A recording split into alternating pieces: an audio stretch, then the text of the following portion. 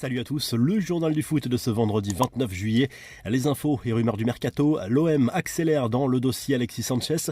Pablo Longoria maintient un lien étroit avec l'entourage du buteur chilien et les positions se seraient même rapprochées selon la Provence. Une version plus nuancée selon la Gazette dello Sport qui assure qu'il reste encore de nombreux détails à régler. L'OM aimerait qu'Alexis Sanchez pousse pour résilier son contrat avec l'Inter Milan. Marseille qui finalement aurait trouvé un accord avec Arsenal pour le prêt sans option d'achat du latéral gauche Nuno Tavares. Le Portugais de 22 ans devrait passer ce vendredi sa visite médicale. Johan Laporta persiste et signe alors que le FC Barcelone termine actuellement sa tournée américaine à New York. Le président du Barça a de nouveau réaffirmé sa volonté de faire revenir Lionel Messi. Nous avons une dette morale envers lui. J'aimerais que la fin de sa carrière se fasse avec le maillot du Barça sur les épaules et qu'il soit applaudi sur tous les terrains, a lâché le dirigeant Blaugrana tout en précisant qu'il n'y avait aucun contact à l'heure actuelle.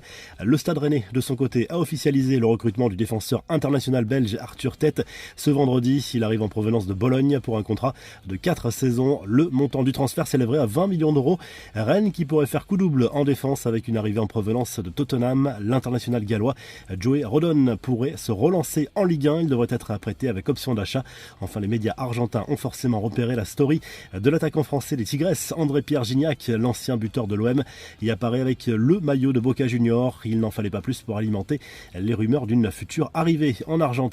Les infos, en bref, Gerson calme le jeu après les révélations à propos d'une altercation qu'il aurait eue à l'entraînement avec son coach Igor Tudor. Le Brésilien a tenu à éteindre la polémique. Tous ensemble, pensons au bien de l'OM. Nous continuons à travailler pour grandir, évoluer et faire une belle saison. Ensemble, on ira chercher les victoires, a écrit le milieu offensif olympien sur Twitter.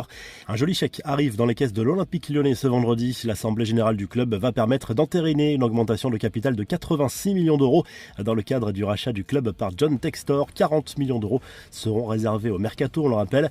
La revue de presse en Espagne, le journal AS évoque les jeunes joueurs suivis par le Real Madrid et qui pourraient venir renforcer le club merengue dans les années à venir et remplacer surtout Karim Benzema au poste d'avant-centre. L'attaquant slovène Benjamin Sesko du RB Salzbourg, 19 ans, et le buteur de l'Ajax, Brian Bobé, 20 ans, font partie des joueurs repérés par la cellule de recrutement.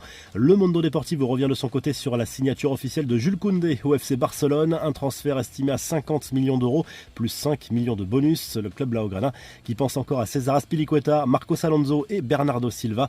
Enfin, le Corriere dello Sport revient sur les propos de Tammy Abraham qui réagit à l'arrivée de Paulo Dybala.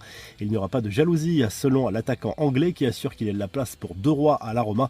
Le club italien qui vise toujours Giorginio Wijnaldum, mais aucun accord en vue pour le moment en raison du salaire du milieu néerlandais. Si le journal du foot vous a plu, n'hésitez pas à liker, à vous abonner pour nous retrouver très vite pour un nouveau journal du foot.